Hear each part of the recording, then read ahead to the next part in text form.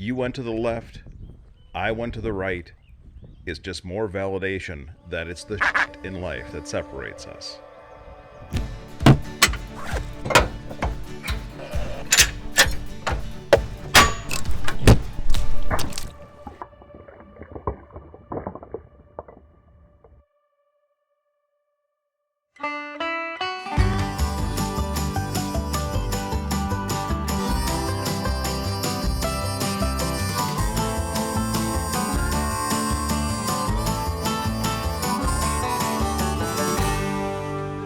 Yes.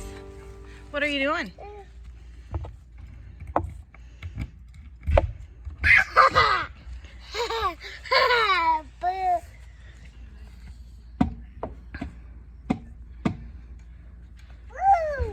Boom! Forestville and Mystery Cave are managed as one single state park. However, physically, they're in two different locations. The campground is located in the main park area, and for this trip we stayed all the way at the southern tip at Site 63E. While we were here, we visited the Mystery Cave twice, once for a general tour and once for a photography tour.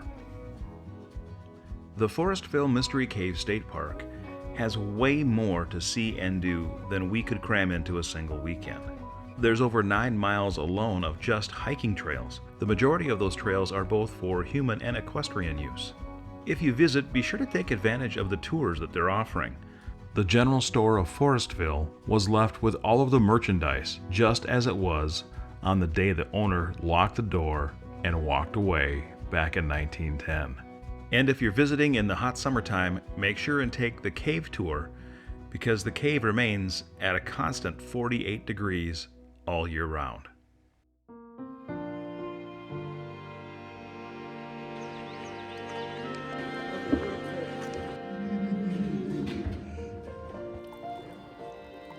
Trying to shoot video in low light can be a struggle, especially when your main vlogging camera is an iPhone. We share a few of the clips here to give you an idea of what the tour is like, but there's nothing like experiencing it for yourself. Taking the individual photography tour proved much more successful, and we share some of those images here as well.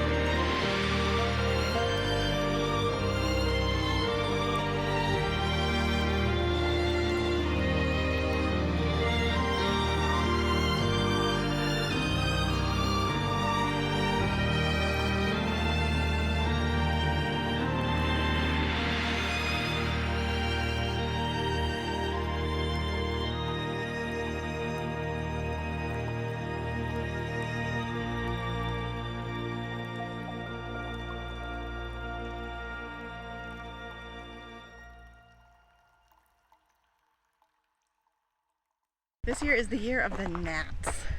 They're everywhere. No kidding. Yeah, but we're gonna hop on the hiking club trail right here next to the amphitheater entrance. Here we go.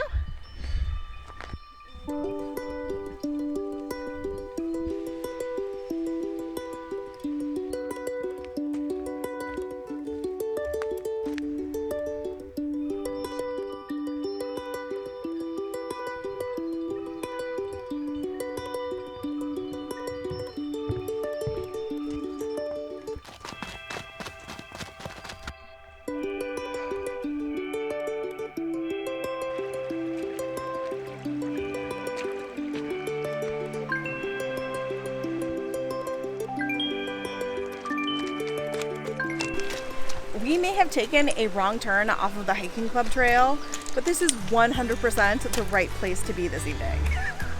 He's having so much fun. We are having so much fun. Oh, gorgeous.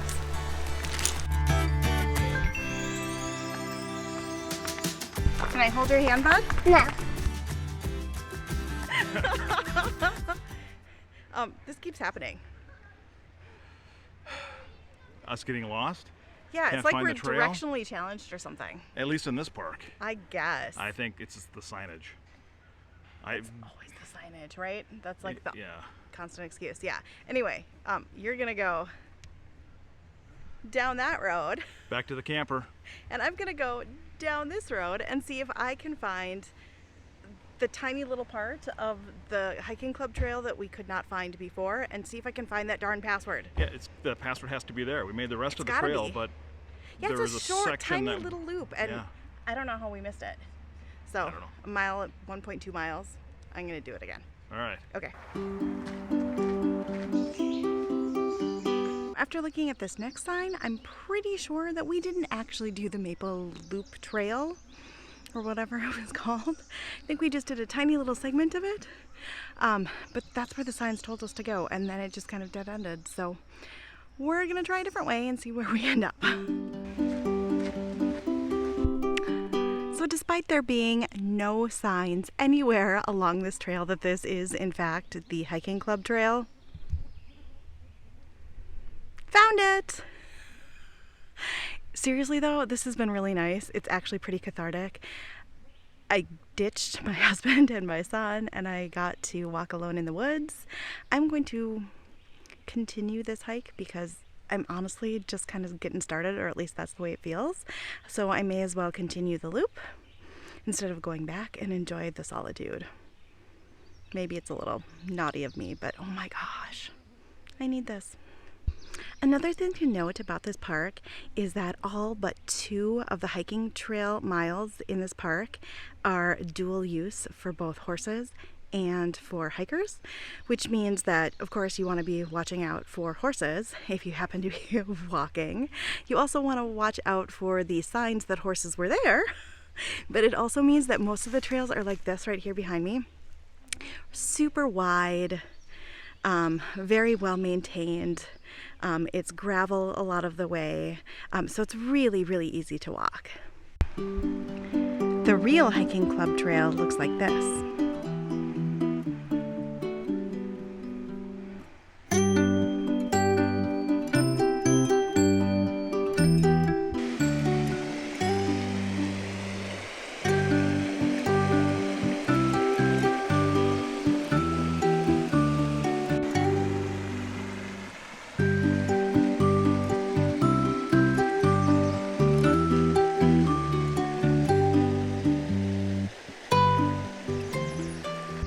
Now see what we did wrong. When we came upon this sign, we assumed that it meant that the hiking club trail was right there. In fact, when we hit this sign, we should have gone down this road just a little bit further, and that's where the real hiking club trail actually was. Hey Thor, did you take Daddy's water? No. No, what do you have there? Wawa. Water. Was that Daddy's water that he got out? Yeah. Can you give it back to him, please? Bye. Bye. See ya. Just gonna have my drink.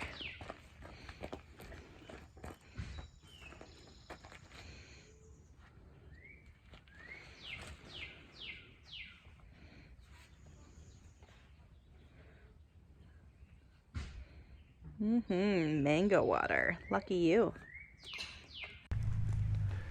A little cedar plank salmon on an open campfire.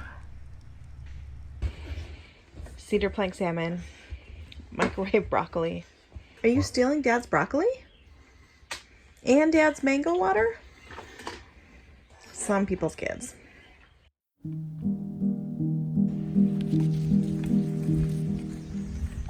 If you're interested in taking a walk back in time, then a stop at Forestville is an absolute must. It's not a very big town, but it's jam-packed with history and real examples of what life was like back in the early 1900s.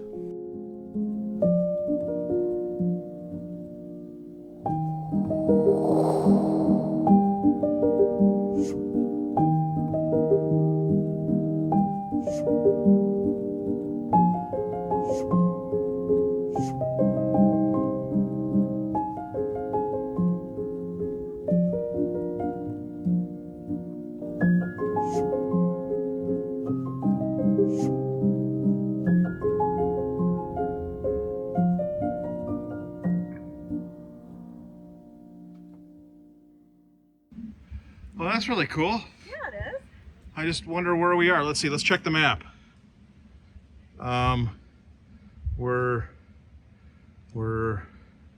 Whoops. Let's see. We're just past a leaf smudge of dirt on the map. We just visited historic Forestville, but I think Dave's knees are really bothering him, so he made a tiny bit of the hike and then decided to turn around and go back. So the two of us are going to do a big loop, and we'll meet him back at the parking lot. You ready to hike? Yeah, let's do it.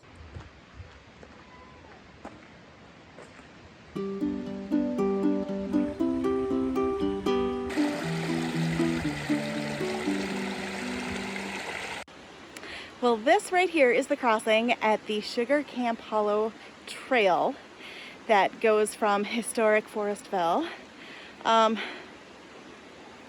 Looks a tiny bit treacherous, and I do have this kid here, but I do also have my sturdy, trusty hiking boots, and they're pretty waterproofed.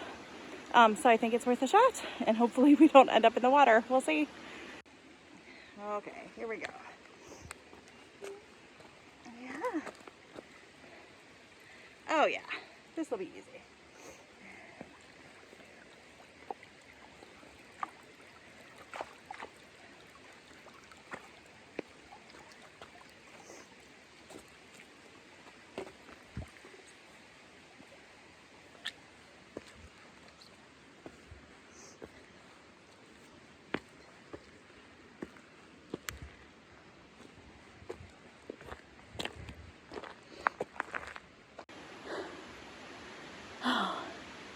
Piece of cake, no problem.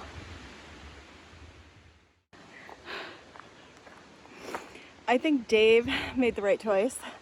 That was a lot of hills on that Sugar Camp Hollow Trail. A lot of hills.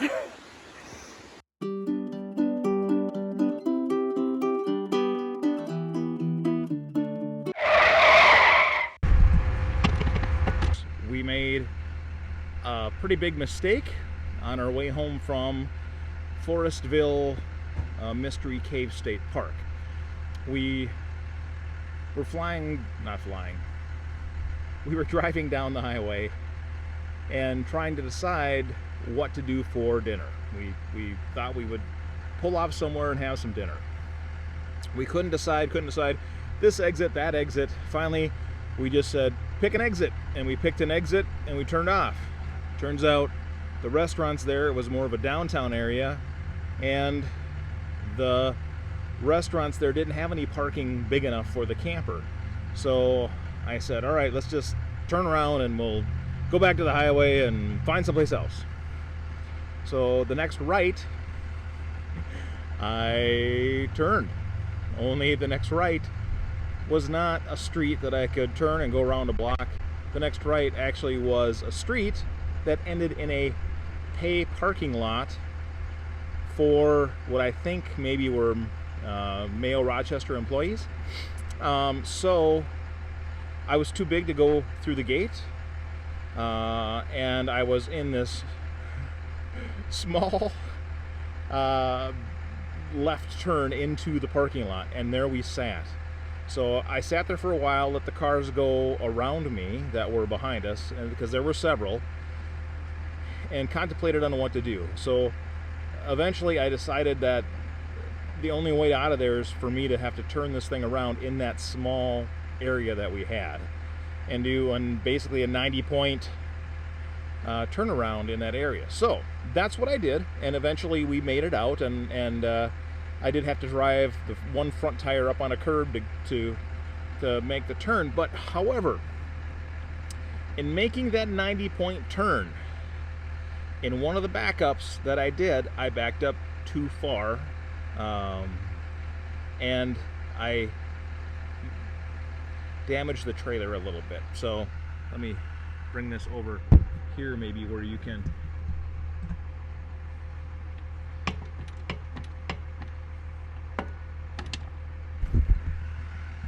so both of the back feet, or the stabilizers, they're not, you know, the highest quality stabilizers on this camper. They're super lightweight, super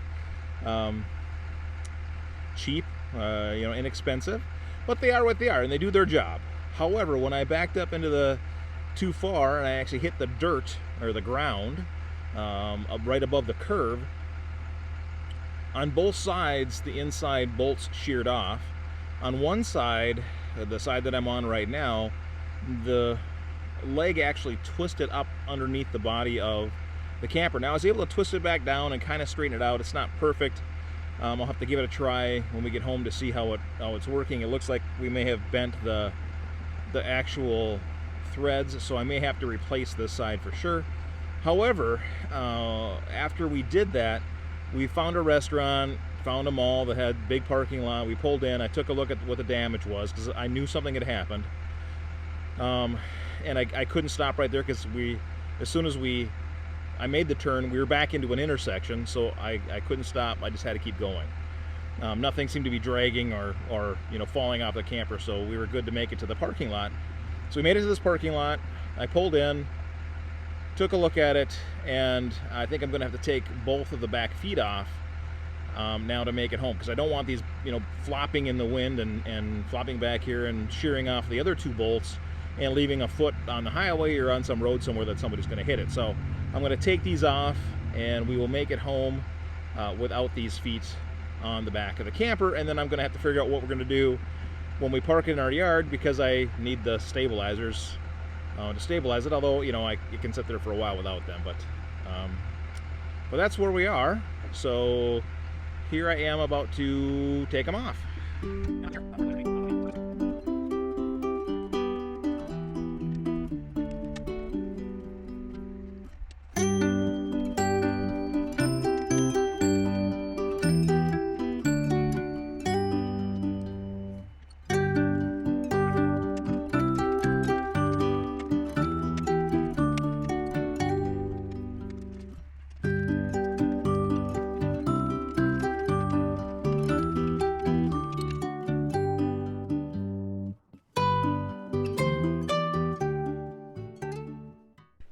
Pivot.